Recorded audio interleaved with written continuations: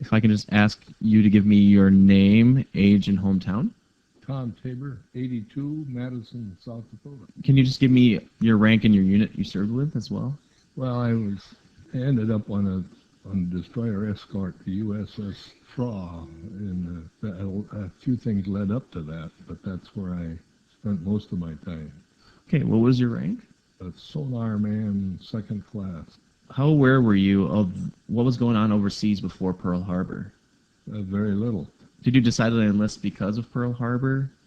No, I was in high school at the time, so I enlisted in a college program that in the Navy you have to be a college graduate to be an officer, and I obviously didn't have that qualification, so they had a program where they would send you to college.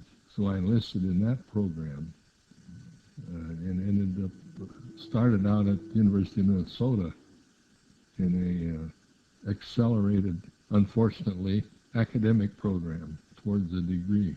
Was it accelerated because of World War II? Well, yes, they were trying to obviously get people qualified to serve as an officer in the Navy. It was so accelerated, in fact, that I had never learned to study apparently in high school, and they took a college algebra book in 6 weeks, and it went too fast for me, and I failed to maintain the academic standards necessary to stay with the program. How was training for you for the Navy? How was from going to school into the Navy? How was that training for you?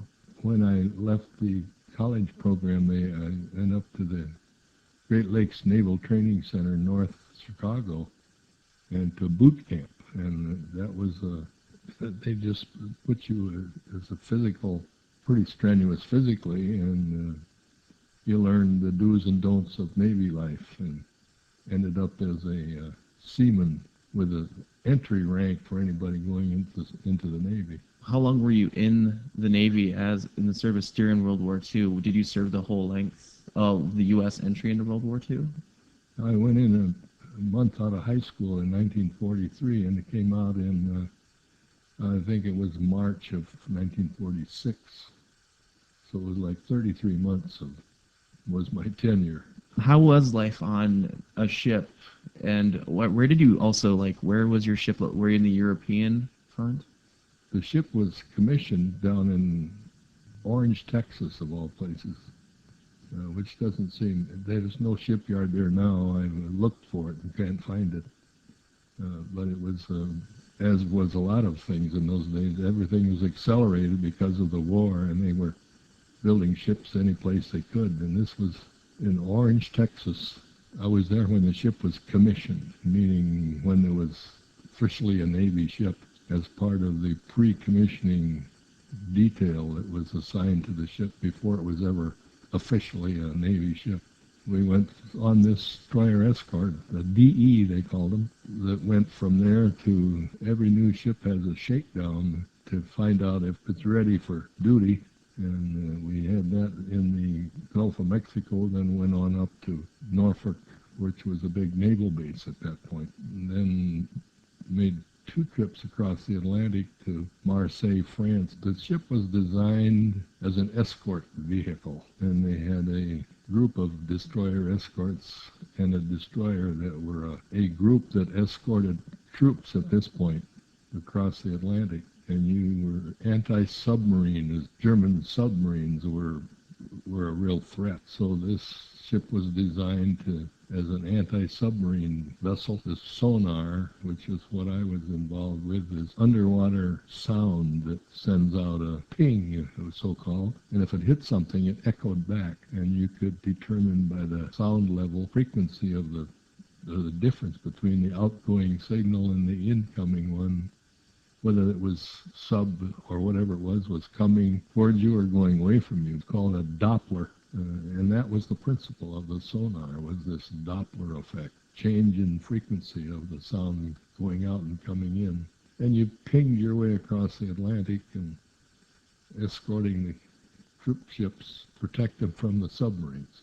We did that twice. The war in Europe was ending at that point, so they sent us down through the Panama Canal and out to the Pacific, and we ended up mainly in the Philippine Islands. And this was still convoy, but it was supply ships and troops and the necessary follow-up that goes along with any maneuver. So it was pretty boring, actually. You were convoying tugboats, which go like 2 or 3 knots, which is like less than 5 miles an hour. So it was rather boring. So I was not in the shooting war, so to speak. Although there was obviously some danger involved. We were never bombarded or shot at or in real peril at all. So I can't claim any heroics. And we were there for the duration of the war, and then went back to California, to Long Beach, where we sat until we were discharged. Was there any harrowing experiences that you could say that you felt afraid for your life, or was it generally safe, like you said? It was generally pretty safe. The weather was the scariest part of it. When we claimed as being aboard a destroyer escort, which is a pretty small ship, that we should have had sub pay, because part of the time the waves were going clear over the top, and flight pay because sometimes you were almost out of the water. So the storms in the Pacific were the most dreaded thing, but we were never really under bombardment or in a naval engagement with larger ships. It was kind of the service group to support the troops. What did you believe at the time was at stake with the war, and how did you feel like your participation was helping? Well, sometimes we wondered. As I said, it was kind of boring. I don't know that we ever really got too philosophical about it. You know, you were there on this ship with other shipmates and just putting in your time without a lot of, as I say, there was nothing philosophical about our attitude, I don't think. It was, I was 17 when I went in, and still 3 years later, you're barely 20. So it was a teenager, actually, tossed on this ship with all these other teenagers. So there was no deep thought involved in why we were here or what are we accomplishing. It was just day-to-day routine that occupied your time. How much did you see of other people's effects, like the guys you supported? How often did you see them? Was there a chance to see how they were affected? Well, we were pretty well confined to the ship. The Philippines, very seldom did we get off the ship. I guess we were ashore in Manila a time or two.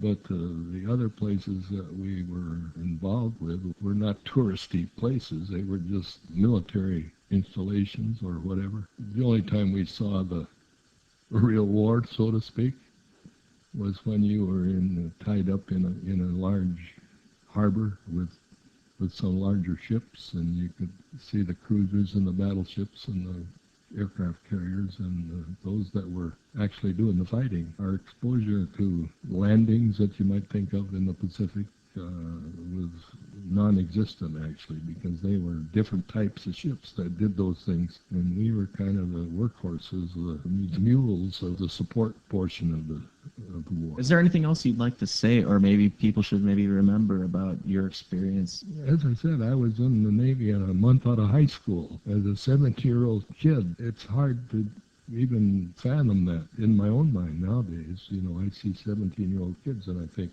boy, it would be awful to have to send them off to some shooting war. But that was the way of life in those days. You either were drafted if you waited long enough, or you enlisted to speed up the process. It was a bunch of kids out there at that point.